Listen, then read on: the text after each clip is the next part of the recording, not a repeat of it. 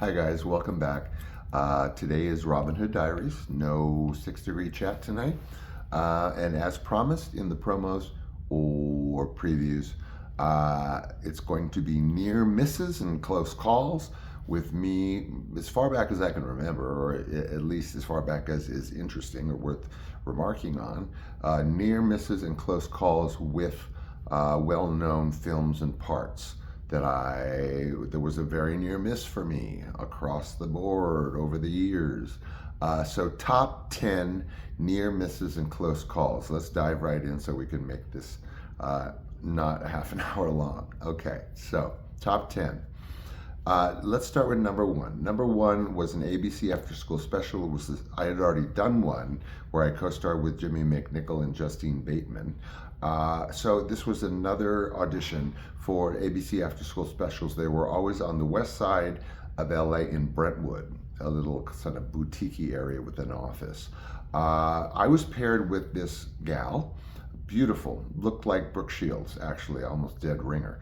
And we were paired off, as were others in this scene. It was kind of like a Romeo and Juliet star-crossed lovers kind of teenage romance thing.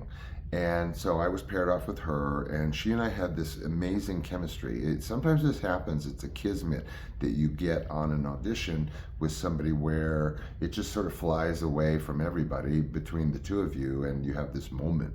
May or may not be right for what they're looking for, but in this case, I was paired off with her. We had an amazing read-throughs before we were called in as a couple. We did a blow-away performance. The two of us as these star-crossed lovers. We held hands. We welled up. You know, at the end of the scene, it was beautiful. I'm really critical of my work, to the point where it was a panel. It was a group of folks. Perhaps it was actually a callback. Yeah, it was a callback. That's when the pairing happened. And there was actually one producer that was kind of weeping at the end of our scene, and it was like all but applause. You know, they were kind of like, but didn't get that. Maybe she did, but we had this kind of moment, you know, when we separated after the interview, like, whoa, that was wild. So number two, Breakfast Club. We all know Breakfast Club. I worked actually with Molly Ringwald eventually, co-starring in a movie called For Keeps, where we shot in here and in Winnipeg, Manitoba in Canada. I've talked about casinos that we went to out there and all kinds of wild stuff, being stuck in the snow in a church with a hangover. No, shh, shh, shh.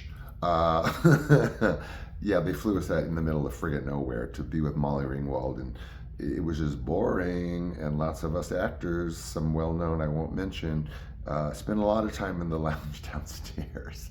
Anyway, so Breakfast Club, how did I get it? Oh yeah, Molly Ringwald. So Breakfast Club was a weird pairing. Breakfast Club, it was, again, a callback, and they clustered us together in, what was it, five of the characters, in fives. And let's just say it was fives. You know, Molly Ringwald and all the others, Judd Nelson. And so we were paired, grouped at this table where we had to do all of the dialogue that ended up in the film. And there were, again, this will be a theme. We were grouped, we were paired, grouped and paired. So we were grouped in fives, none of the people that ended up in the film, but us and another group of five. So it had been narrowed down to, what they do is they narrow it down to a pairing or group of folks that are not so well known, in case they decide to go with an unknown. They have like a group of them, a pair of them, or one of them. But sometimes that's especially nowadays, it's never really intended. You're just basically spinning your wheels until, you know, the producer's nephew steps in. So it was an odd pairing. I mean, grouping. It did not read at all like it ended up in the film. It was very like mature, kind of snarky, not snarky, but different humor, not nearly as innocent. There was one actress that kind of took over the reading, the group reading, and if you saw her face, you would know who I was talking about. I can't compare her like to any kind of actress that you would know, but like I said, if you saw her, you'd be like, oh yeah, right, I used to see her in television or whatever. So she kind of like muscled in and kind of took over, and kind of it reflected poorly on our cluster because she was just kind of barking away and making it comedic in a sense that it shouldn't have been. And we were working off her. When you're clustered in a callback, it's like, I don't know, ice skating. I mean, that's your deal. And if you screw up or it screws up, you're out. So I was out, obviously, for Breakfast Club. I didn't come, I made it as far as this clustered grouping of within a callback, but of course didn't obviously get there. But that was an official Breakfast Club audition sequence. War Games starring number 3, Matthew Broderick, his first major film. Literally. I don't know if you've seen it. A kid hacks into the government, the Pentagon's defense system, and sends it haywire and so forth. That one, again, I was in on a callback. Matthew Broderick, although it was relatively unknown, was not at that callback. There were like, I want to say 3 others maybe at that callback. Again, probably going for this lesser known effect. But Broderick was not very well known, but Broderick had stage experience. You couldn't compete with his burgeoning career. So out on that callback, relatively uneventful, but I really thought I had a shot because it was the right type, right age, sort of, like a quirky kind of guy. So I don't know, I thought I had a chance, and I didn't know who was, you never really know who they have in mind, who you're supposed to kind of like be better than, you just don't know if it's well known or unwell known. If they're already lined up, but they're looking for alternates, which is frequently the case, actors, they're just looking for alternates. I hate to tell you, a lot of them. So War Games obviously didn't make that one. Now, very, very, very close call. The Black Stallion. This was done, I think, in '79. So major call, major film. The star of the film, the kid that snagged it from me, went on to do nothing. I ran into him in a restaurant several years later. We talked and kind of joked about how he had gotten it and I hadn't, because we knew that we were the last 2 and he went on to do nothing. Great. I was trying to do a lot of stuff. Black Stallion was such a callback level that it was now screen testing. And they had decided that they wanted Terry Garr. They were pretty sure, who ended up in the film, that they wanted Terry Garr for the mother. She plays the mother in Black Stallion. So they maybe weren't quite sure about her yet. They wanted to see the chemistry with the 2 actors that they had chosen, narrowed it down to 2, me and Kelly Reno. We were locked in as as competition for one another. So over 2 days, I must have done at least a dozen screen test rehearsals with Terry Garr right outside of the soundstage. We'd go in, do the screen test, come back out with direction, rehearse intensely, mom and son. I mean, Terry Garr and I had, again, one of those star-crossed kind of moments where we, for like 2 days, we're like mother and son and crying, and, there's scenes of hugging and emotional, impactful dialogue. So, serious business. Again, flip, in and out, screen tests, in, out, 2 days, back in, more rehearsals with her. I know he's around and he's testing with her too, but they kept us separate. Okay, it was just like painfully long and painful once I found out that they went with Kelly Reno and not me, because they had narrowed it down to both of us. Skinny, offbeat, kind of quirky, kid, riding a horse. We were exactly the same type, really, kind of. So again, lost that one. That was a major blow because I knew I was so close. But I got to screen test a jillion times with Terry Garr, and it was in a very intimate, out of any box that you can imagine. And so that was my brush, more than brush. Number 5, Battlestar Galactica. Okay, so Battlestar Galactica, the original series, which was immensely popular, had a villain that they were bringing into the series that was supposed to be like this kind of brainchild evil, like clad in this silver suit with a cape or whatever, sitting in this like thing that everyone looked up to, the evil people. And he's directing operations of some evil, I don't know. If you're a fan, you probably know every single bit of this. But so there's this kid, and he's this evil, whatever, genius kid, evil, whatever. So again, narrowed down to me and this kid that got it. Again, the two of us. Most obvious. I'm not like me. When I say narrowed down, I'm not like exaggerating. It was him and I. And again, the nature of a callback or a fourth callback or a screen test is in, out, in, out, in, out. Direction, come back, go back in with that direction. Again, in, out. So this was happening ad nauseum with this part for Battlestar Galactica, me and this kid. The thing is, they wanted some kind of vague accent or dialect. They didn't quite know, and as it turns out, it was more of like a refined kind of way of talking, articulated, but not in what they said that they wanted, which was a British accent. They wanted an English accent for both of us. Not thick, but kind of, clipped, a little bit in there, a little English accent in there, out of this evilness, I don't know. So I learned mine, he learned his. Obviously bringing it to the audition, callback, third, fourth callback, I don't know on this one. It was at Universal. So we go in with our respective dialects and do our thing. Again, in, out, in, out. It was really close to Stevens, actually, Spielberg's old office for Jaws. In fact, I want to say it was the same office building, because I remember seeing the Jaws of never mind. But anyway, again, in, out, in, out. It was madness, in, out. And then it was really getting like grueling and painful and very charged, because it was so close. It's like they couldn't make their mind up, and they kept dragging each one of us back in. So, oh my God, we're both outside in the lobby, of course, and they're very close to the office, like right outside the door of like the honchos.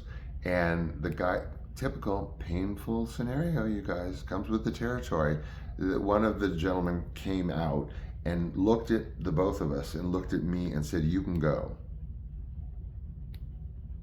Okay, obviously I was fired, in effect, from that scenario.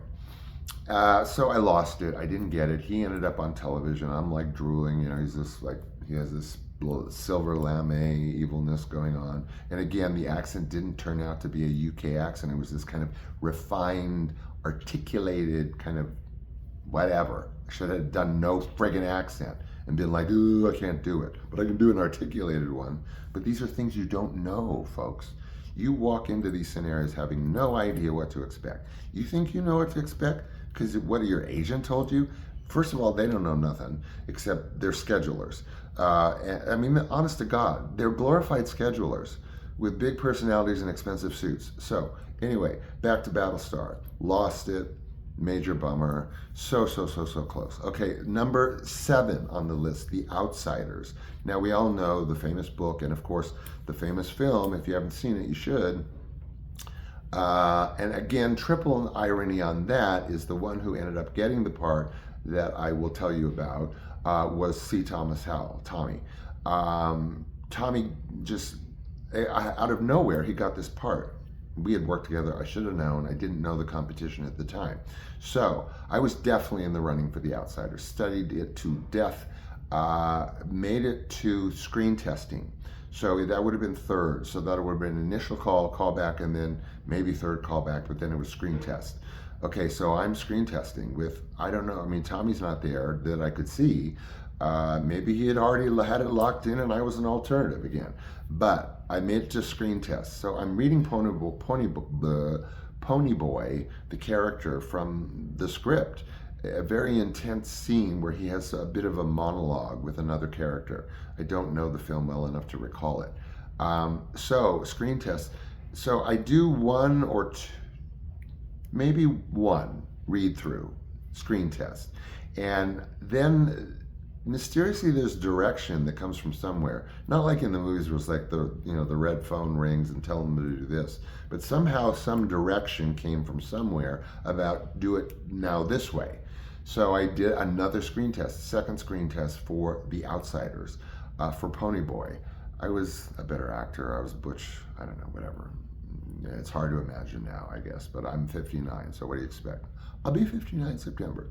Anyway, so major, and it's in a soundstage again, and it's dark. It's really wild because it's like the whole thing is dark. I don't know if this is by design, and they kind of walk you over this like pool of light where the video camera is, and the videographer and I don't know, maybe one other person that's giving you direction, and so you're blacked out. So 2 screen tests. I wasn't convinced that I got it, but I knew I did a really good job. It was one of those moments where I feel I kind of nailed it. So no response, no response. Now, my agent at the time, that is a whole separate story. I've touched on a whole, look it up, Casting and Agenting. It's a show, I don't know, half a dozen shows ago. So we won't talk about the agent. Well, we will. We have to. So we're foaming at the mouth, pissing us out of our leg, trying to figure out what happened. So we decided to go to Nicodell's, which is a famous restaurant, used to be right opposite the Paramount Gate. And so we're huddled, me and my agent, in a booth, Kali Vidal. Hi. And so suddenly, we brainstormed that we're going to not inundate, but send Francis Ford Coppola a telegram or a mailgram. Now, this is back when there was no texting, there was no nothing. You want to surprise somebody with an important message, you do it by mailgram, which is you dictate the message to the operator, and then by next business day, they will get the mailgram in the mail.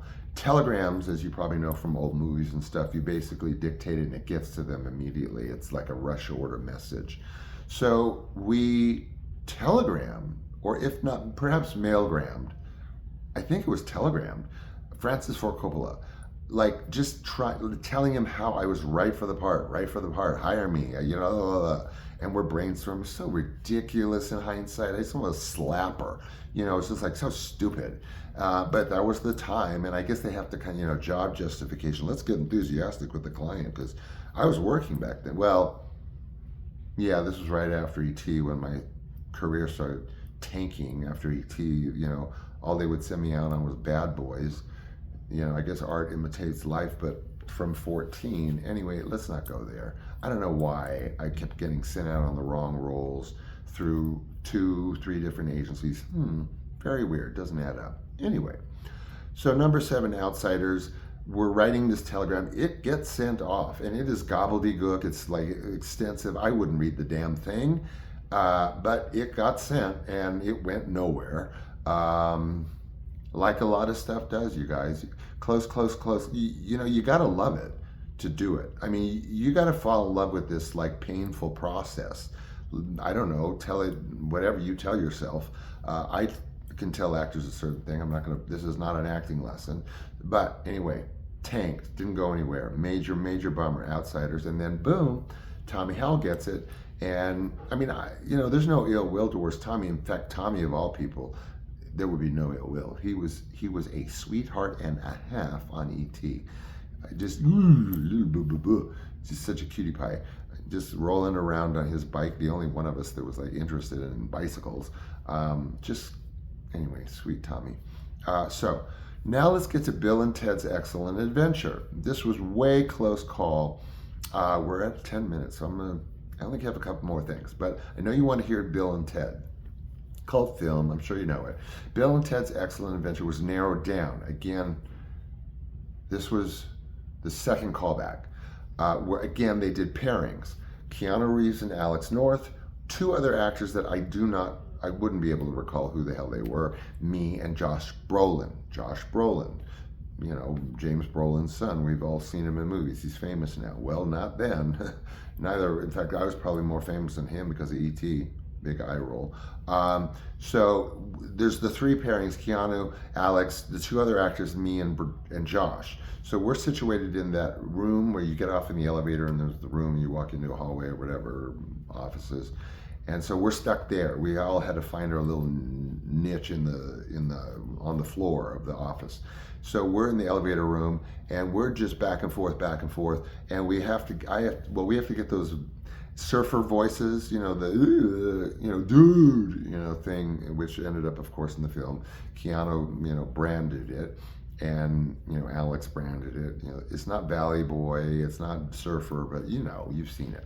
So Josh and I, and we're just really drooling over this because it's us and two other pairs, and man, we drilled Josh and I. I didn't know Josh, and Josh didn't know me. Now he's big and famous. So is Jason Patrick, but Jason Patrick didn't even know what stage name to use. Our first day of shooting Tough Love, he's like asking me, do I use Jason Miller or Jason Patrick or Patrick Miller? I'm like, dude, this is the first day. You don't know your name? So I told him what sounded good, and it got on masking tape on his dressing room.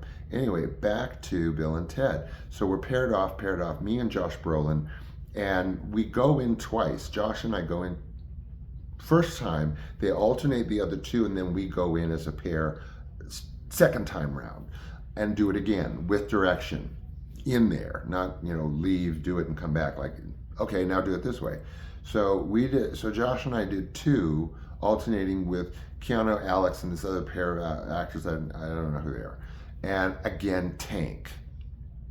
Josh, I don't think, was right for the part at all, because he would have been the Alex North, because I was going for the Keanu Reeves character. I, obviously didn't get that part. Keanu was a genius, and he deserved it, 1,000-fold. But I was probably closer to, especially the way I was playing it at the callback, third callback, than he would have been in type in any way.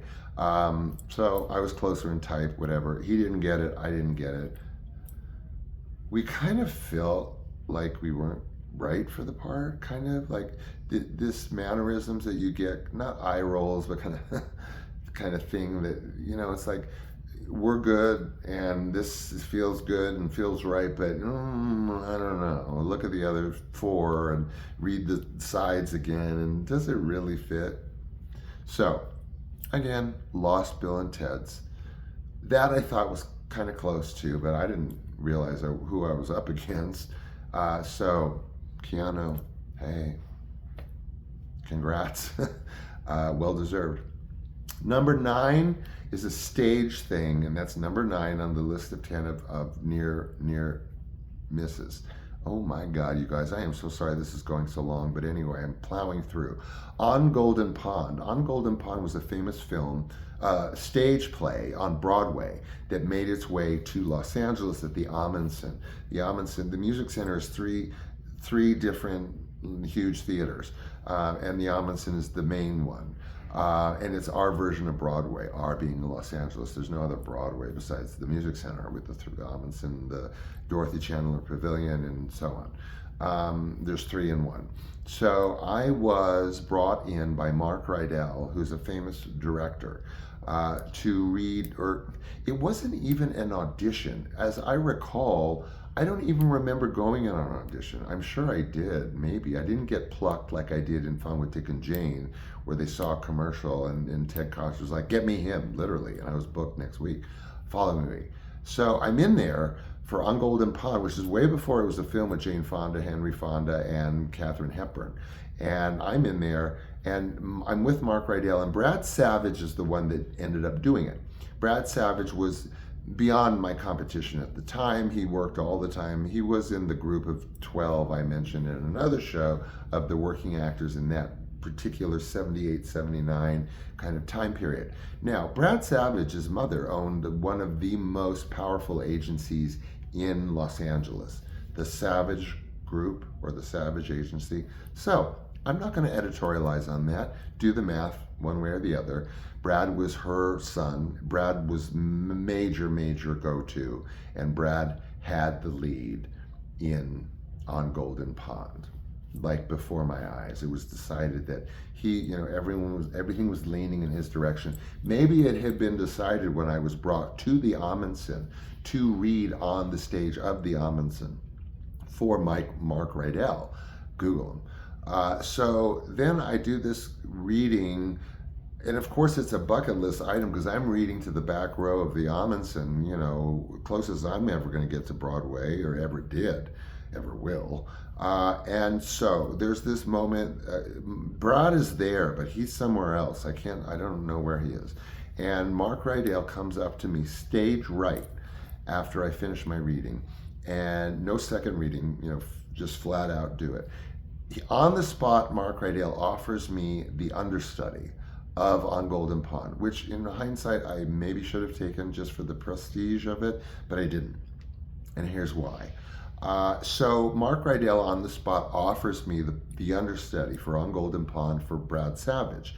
So me being relatively savvy for 12, I said, believe it or not, I want a guaranteed matinee, which is common but not always achievable. Let's say on Broadway, a star or burgeoning star who's chosen as an understudy, who knows it backwards and forwards and has to jump in at the last second knowing everything, is sometimes guaranteed a matinee, which means one performance out of the whole run.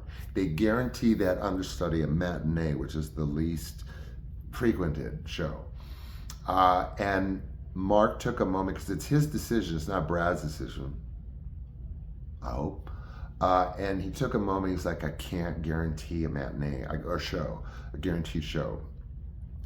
I said, in the whole run, not just one show. And they're like, no, we can't guarantee it. So I turned it down flat out. I'm like, not like right there in Mark Rydell's face, but I backed out. I didn't, they wanted me as the understudy. Without a guaranteed performance, I didn't want to go into a show for months and just stand there and hope for him to get sick.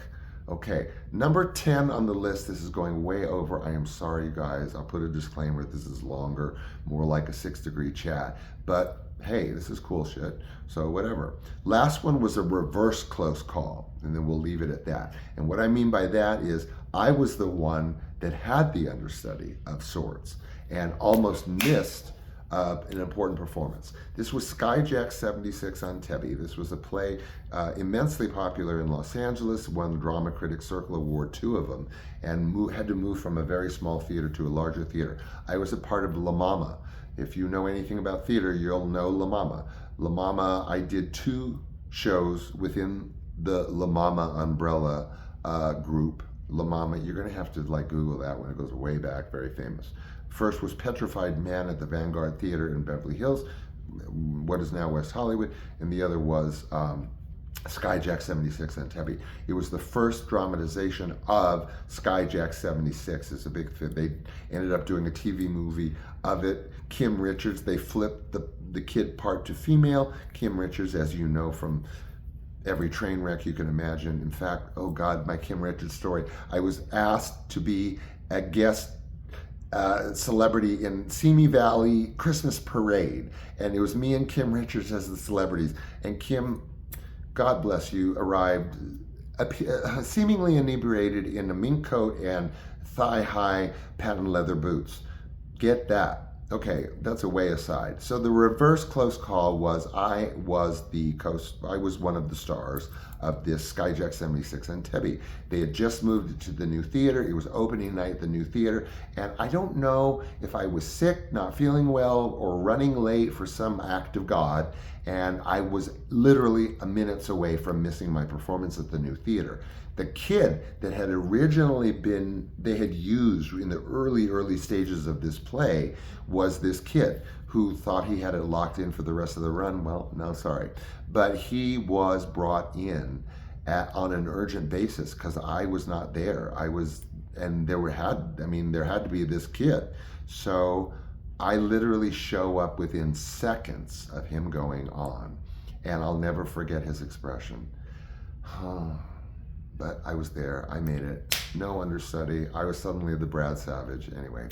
So we're going to wrap this up because this is going way longer than I had anticipated. I hope it was worth it. I tried to pack in some cool trivia about the close calls and the near misses, and I will try to pack that into the preview for the show. And aside from that, thanks for being with me as usual. I will see you tomorrow with another show and probably a bunch of teasers and previews in between time, okay?